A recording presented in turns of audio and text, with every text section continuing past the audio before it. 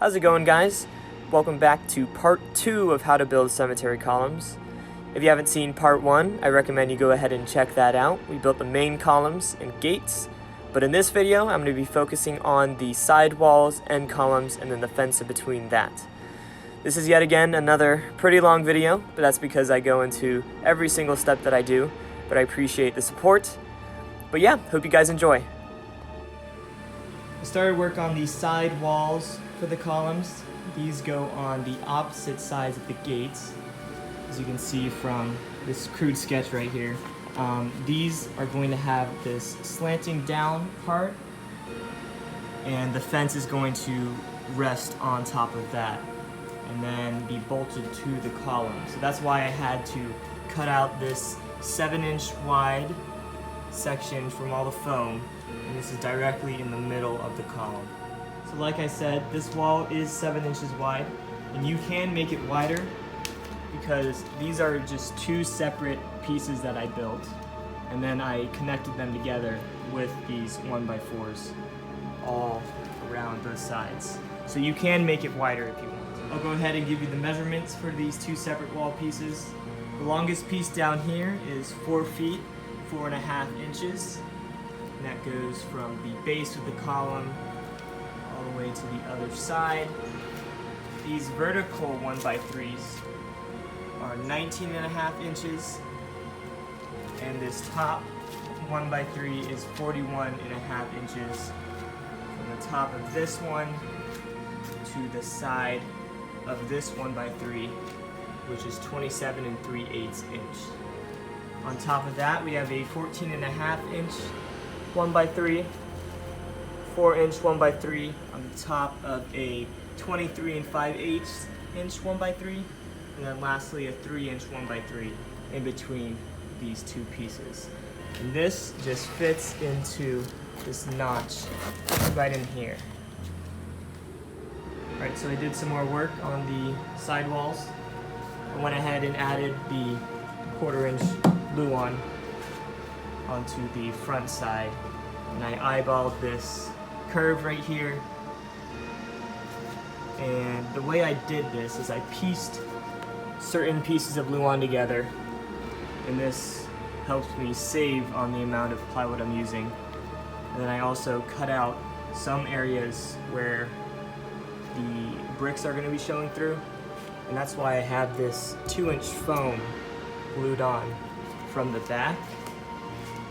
You can see back here, and that way I'll be able to carve in the stones and bricks into that foam, and it'll look like it's being broken away. So I'm using this Dremel, the drill bit, and this guard that can be set to whatever height you want in order to carve out the grout lines for the stones. These ones over here are finished, but you can see I laid out the stones with permanent marker, and I went ahead and started carving out the grout lines in between those. Next, I used the sander bit on the Dremel, and I smoothed out all the edges of the stones, and then I used this wire brush to roughen up the tops of the stones. And then you can probably also see that I've used spray foam to fill in the cracks in some areas, and that helps with the illusion that there are stones behind the stucco. For the back side, because it was hard to get the foam in because the front side is closed up, I went ahead and left this piece off, slid the foam in, and then I'll screw it in on top and then glue the foam underneath on that. So I cut the 1x2s for the PVC to rest on, and from the end here to the center of each hole, it's all 5.5 inches apart. For this top one, I cut some braces for this to rest on, and the Luan will curve up like this, but there'll be holes drilled in through the Luan down here so the PVC can come in and then rest onto these 1x2s. Okay, so I'm going to try my best to explain this. I went ahead and cut this piece that goes on top of this, and it's angled at this part. And because it's angled, where you would cut the holes normally for this, they are further apart. So all of these holes are 5.5 inches apart until you come to the last 2 holes. That then becomes 5 3/4 inches and then 6 1/8 inches. You can see if you didn't do that, that's where the holes would be, and it would be wrong because it wouldn't then fit into these holes. And that's because it's curved. Hopefully that makes sense. So once you screw this 1x2 in, you can cut a couple more. These are 7 inches in length and they just go in between this. And that gives something for this piece to screw into. Alright, so I went ahead and screwed it down and drilled in the holes. And they line up all pretty well. I also forgot to say that this whole Luan piece right here is 43 3/4 inches long. Another thing I forgot to say is that this hole is 2 1/4 inches away from the edge of this wood to the center. It is still 5.5 inches away from the center of these though. I finished skinning both walls with the 1/4 inch Luan and carved out all the stones in the foam. And after that, you could go ahead and use some masking tape and cover up all the screws and the seams on the walls. And you can leave these top screws and the bottom screws because they're gonna eventually be covered up with foam. And we'll get to that later. I'm adding the foam pieces on both the top and bottom of the walls. This baseboard piece down here is 3 inches. And then I used a router to get that decorative edge. And then up here, this piece is 2.5 inches. And I just traced out this arc onto the foam and then cut it out. Also make sure where the wall fits into the column that you cut the foam in the right places so that it can actually go into that space. I'm then using the Dremel with the sander bit in order to roughen up the foam. And you can see I also filled in this gap with spray foam down here. I hard coated each of the walls using this Flexbond mortar. And you can just add water to it and mix it up to a consistency where you can spread it with a paintbrush. And then try your best getting it in between the grout lines. Doesn't have to be perfect. There we go. Now I've started work on the end columns. These are all 1x3s, and it's a 1 foot by 1 foot column, and it's 64 inches in height. Down here, these 1x3s are 1 foot from each one of the edges. This one is 10 5/8 inches. And I put this one up 6 inches from the bottom because it does need to bolt to this wall. So at the top, I put the 1x3s on the outside of the vertical ones because this is eventually going to look like the top of the column. This one is 1 foot in length, and then over here it overlaps. This one is 13.5 inches in length. Next, I added a 10 5/8 inch long piece of wood, 17.5 inches up from the bottom. And you do this on the side opposite of where it's going to connect to the wall. It doesn't have to be a 2x4, it can be a 1x3. I'm just using what I have though. And this will eventually be for the trap door. I started skinning the columns with the 1/4 inch Luan. And because the plywood comes in 4x8 sheets, I made these sections only 4 foot tall on the 3 sides in order to save on the plywood. But on this side, because we have the trap door down there, I added an extra piece up top and down here for the trap door. Attached the hinges, cut out the door, and then added a piece of wood right there for the hinges to screw into on the front. I cut some molding for the top part of the column out of some 1x2s using the router table. And then next there'll be a piece of foam that sits up on top of that. So I had to close the garage door because it was raining and it was a little too loud. But this is a 2-inch thick piece of foam. It is 17 by 17 inches, and it's just glued on top of the molding using some spray foam. On top of that, we have a 1 foot by 1 foot piece of foam, and that's just cut at an angle using the jigsaw. And then we have a 1/2 inch piece of foam, and that is 6.5 by 6.5 inches wide. Also tape over all the screws, and then on all the edges of the column. And once you do that, you can start with the foam. These bricks are 9 inches tall. On this side, it goes to the edge of each column. And then on the other sides, they overlap on the corners.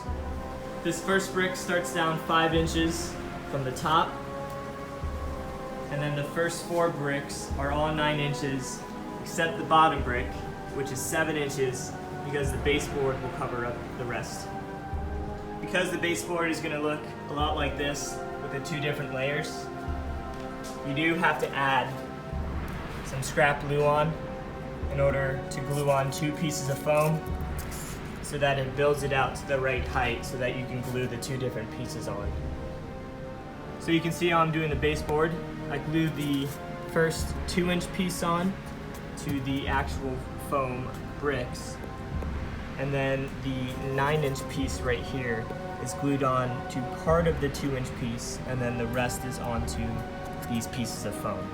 And I used the router table to get this nice decorative edge, and in the middle of the smaller piece I left a 3-inch gap for the vertical foam to sit on, and I'll show you that in a bit. I went ahead and cut the foam for the top part of the column. This molding is 2.5 inches thick. It overlaps at the corners, and then I used the router to get the decorative edge. But I left 3 inches in the middle because we're gonna have these vertical pieces in between the top and the bottom. So these vertical pieces of foam are 44 inches in height, but it honestly depends on how high you have the top molding and the bottom baseboard molding apart. Because I'm connecting my column to a sidewall, I have to cut out the space for it, and I just lined it up with the wall and cut out the rest of it. That way, the bolt that runs through there is able to go through that piece of wood. Once you're done gluing all the middle pieces of foam on, go ahead and fill in the grout lines with spray foam. We'll eventually carve this away. That way it'll look like these blocks are inset into the columns. So lastly, I added the pool noodle for the top part of the molding. I basically just cut one in half and then cut the edges at a 45-degree angle, and it gives a nice round molding. And I glued this on with some spray foam, but that about does it for the foam part of the column. Then, using the same process as I did for the other columns, I'm using the Dremel with the sander bit to roughen up all the edges of the foam. Then taking this wire brush to roughen up all the fronts of the bricks, but I'm leaving the rest of the trim foam molding smooth. Lastly, I like taking this wood burning tool and carving into the foam some cracks and other aging. I went ahead and hard coated the columns with this Flexbond mortar. Just mix it up with water, and then I spread it on with a paintbrush. I pat all over it with a paintbrush to get that texture on it. But yeah, after this, it's ready for paint. Alright, so now that we have the wall, the end columns, and these main columns connected together, it's now time to build the fence that goes in between them. So I went 32 inches up from the top of the wall, up the column to the bottom of this, and I carved out a section. This is a 2x2, and it's about 1.5 inches long, and I screwed that in with 2 2-inch screws into the Luan on the inside and put a small bracket on it. And same with this side as well. also 32 inches up from the top of the wall. Next, I made the wooden piece that connects the two columns. This 1x2 over here is 25 inches long. It is connected to the column with a bracket and a 1¼ inch bolt. In the center, the curved piece is made out of foam and some plywood.